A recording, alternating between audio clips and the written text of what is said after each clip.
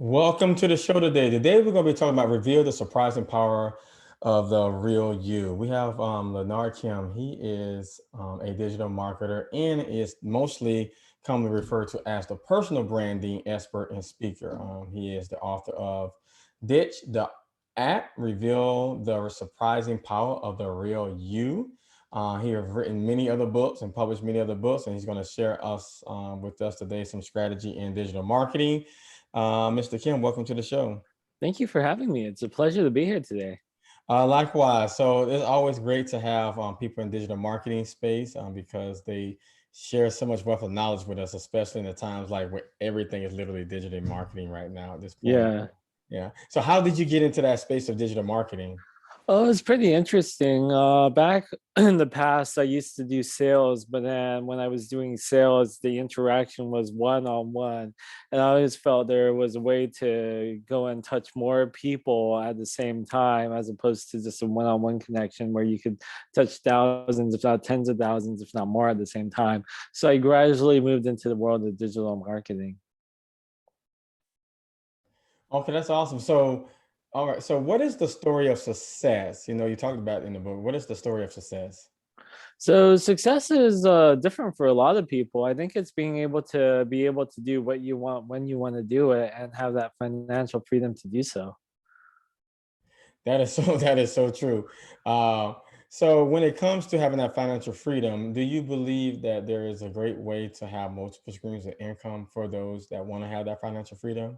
Yeah, and the best way to really set it up is to go out there and build your personal brand, because when you focus around building around yourself, example Leonard Kim, people recognize and remember the name, and whatever you're working with at the time gets associated to your name. So if you think about a lot of successful entrepreneurs, they're not just in one category, they're in multiple categories, and they have like holding companies with like multiple different things under their name.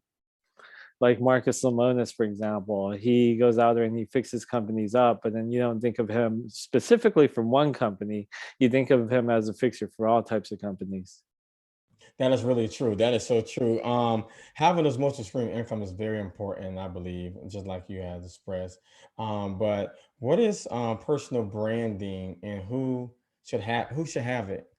So personal branding is the intersection between how other people see you and how you see yourself. So if you think about it, a lot of people see you a specific type of way, but you see yourself a specific type of way. Personal branding is when you get to the intersection in between that.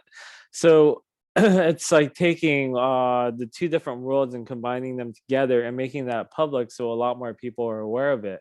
And who should have a personal brand? It's next to everyone, because we're all in the business world and we're all out here trying to get better careers, trying to move up in life, or trying to generate more business. That's really true. So when it comes to personal branding, I've, like I said, I've talked to many people in this space. Do you think that that's kind of like a common thing now that a lot of people really just personal brand themselves, like on any social media platform? Is it all relative in that regard? Yeah, but I think a lot of people don't do it the right way. A lot of people just play their highlight reel and show their very best moments. But then when have you ever connected to someone because they kept winning all the time? That's true. You got to put in some of the failures, some of the shortcomings, and some of the other things that have happened in your life as well to kind of mix and match it. So then you become more of a person and not just a celebrity type figure, which people can't relate to. Right, absolutely. That makes perfect sense. What are the benefits for your personal branding yourself? There's a lot of benefits. You get higher career opportunities. You get book. You could potentially write a book with a publisher. You could get speaking engagements that you could get paid for. You could get job opportunities. You could get business opportunities. Like the potentials are endless. You could get opportunities to travel around the world and see things and even do things that you never even knew were possible. That is so true. That personal branding is very important. And what is a good personal brand statement to have, if you will? I don't know if there's really a brand statement that people could stand behind. I think it's more behind showcasing the authentic you, getting out there and showing who the true self of who you are is. So that's by going out there and getting the hobbies that you're interested in, mixing them in with some of the business successes and some of the business failures, maybe even mixing in some of that personal life too, and making it more of a blend as opposed to just a statement to stand behind. Okay, so like what does that look like? So when someone's starting a personal brand themselves, if you will, what does that look like? What would be one of the first steps they need to do to kind of like go through their social media platform to kind of start that process to kind of personally brand themselves? What I usually have people do is I have them go through an exposure resume, and the exposure resume is kind of like a regular resume, but instead of highlighting all your accolades and all your successes, you're talking about all the struggles and all the things that you have trouble facing with in life. And the reason you do that is because when it comes to successes, our brains are hardwired onto how to do that pretty easily. But when it comes to the failures, we're not really so inclined as to how to go out there and share those. So the reason you need that is because the very first thing that you need for a personal brand is a bio. Usually, when I hop on the phone with a client, I'm like, okay, tell me about. I sit with them on the phone for about an hour over a recorded line. I'm like, tell me about your life, childhood, what your family was like. Did you have family dinners growing up? Take me through elementary, junior high, high school, college, your first relationship, your first job, all the way up to where you are today. And with that exposure resume in mind, before they start out with the process, they're not just talking about the very best moments, but they're talking about some of their hardships and struggles as well. And when you combine those together, you get a pretty powerful bio that stands out. The bio's whole purpose is, if you think about it, people do business with people that they get to know, like, and trust. But if they could actually fall in love with you, that's when you move things to get even further. People even get married to you if they fall in love with you.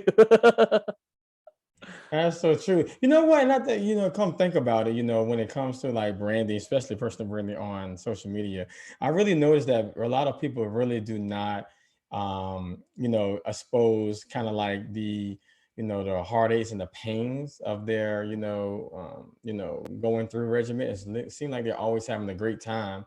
And so I try not to follow those people. I try to follow people that's really just human, like just like myself, go through Yeah. personal issues and problems, and they kind of share them and kind of tell the story behind it. Do you think those people get a little bit more traction than those that really just all about the glam? Yeah, I feel that they do because they're being a little bit more real and a little bit more authentic with what they're doing. And that attracts other people who are just like us. Kind of like what you said, you don't follow the people who go out there and have a happy life all the time, because when you look at it, it's not actually relatable. How do we connect with people who are happy all the time when we as human beings aren't happy all the time? It just doesn't make sense for us to be able to gravitate towards them. So we gravitate towards what we're like. And we're all creatures who have mixed emotions, and when we see those mixed emotions presented to another person, that's who we naturally gravitate towards. That is so true. So how do we um how do we create our own identity, if you will? How do we create our own identity during this process of branding? So to create your own identity, one of the things that you could do is you could get two sets of post-it notes. Let's say one of them's green and one of them's pink. On the green ones, you write one word that describes you on as many of them as possible. Like maybe you could write charming, funny, uh, anything like hockey, things like that. And you get the other set, the pink ones, and you pass it out to friends and you have them write one word on it, and you mix it up so they don't know what word they're writing on there, and then you start combining them together. You'll get things that you see in yourself that other people don't see in you. You'll get things that other people see in you that you don't see in yourself. And you'll get things that both of you see together. Now, the bad thing is, if you say that you're like funny or something and you write that on the card, but no one else says you're funny, chances are you're probably not funny, and it's just something that you think.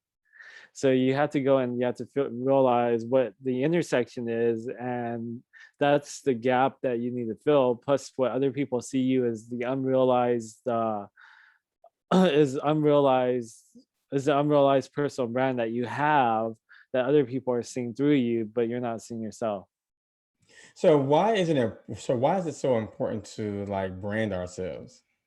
Well, if you think about it, things are moving more and more digital as time goes by, and sometime in the future, or a direct representation of who we are is going to be made on the internet. So the more personal branding that we have up there, the better it's going to be once the world progresses to that point.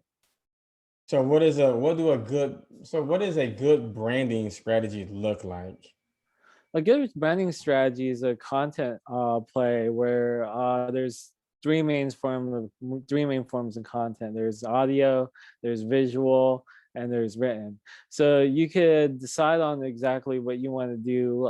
Some people decide to go out there and make videos in a YouTube channel. That would be one way to go.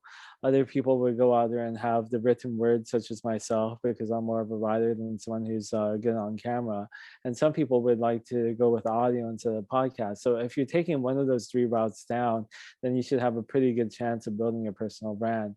Fortunately for the people who are good at video, they could also transcribe their content and turn it into audio, or not audio, into the written word. So people who are good at video have the benefit of creating a written word at the same time without too much effort, because it could all just get translated down. All right, so you're creating the brand for yourself. You're trying to put yourself out there, and you're trying to like have this strategy so you can kind of create this image of you to be more human-like on social media. Um, in the long run, do you believe that this will be the strategy that everyone will kind of adhere to at some point in their lives? Yeah, as time progresses, we've already seen a lot of jobs go out there and move to working at home. People are making face-to-face interactions less and less, and sure, that might be because of the pandemic, but it's also trickled down to an effect where more people have been spending time at home, and more people have been kind of focusing on being online and things, and it's kind of shifted the world in a way where more things have been going out there. People are building work from home environments where you have a virtual office all in the computer, and you have an avatar go and walk you through everywhere, and you have office buildings in the avatar world as well. As things go by, personal branding is going to become more and more important, because people are going to need to recognize who you are, especially for like jobs and careers. Or if you want to go out there and build a business, it's even more important, because that's the way people are going to be able to discover you and your products and services. That is really so true. So tell us, Mr. Kim, how can we locate you and find you to learn more about who you are and your books and all the different successes? Because I Sure. know you wrote So many, many books. Sure. So my website is leonardkim.com. My business's website is influencetree.com. My book's website is ditchtheact.com. And I have a course that I'm coming out with. If you go to G3 Branding Formula /masterclass, you can take a personal branding course that teaches you everything that you need to know about personal branding. Awesome. Thank you, Mr. Kim, for joining us. We definitely appreciate it. Well, anytime. Thank you so much for having me. It was a pleasure. All right. Next IBS.